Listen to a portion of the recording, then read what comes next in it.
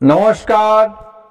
আজ 15ই আগস্ট 2024 সাল, আমাদের 78তম স্বাধীনতা দিবস। সেই সঙ্গে কবি সুকান্ত ভট্টাচার্যের জন্মদিন। স্বাধীনতার 78 বছর পরেও বহু মানুষ অনাহারে অর্ধাহারে দিন কাটায়। মানব জীবন মহাজীবন, তাই কিশোর কবি সুকান্ত ভট্টাচার্যের বিখ্যাত কবিতা হে মহাজীবন।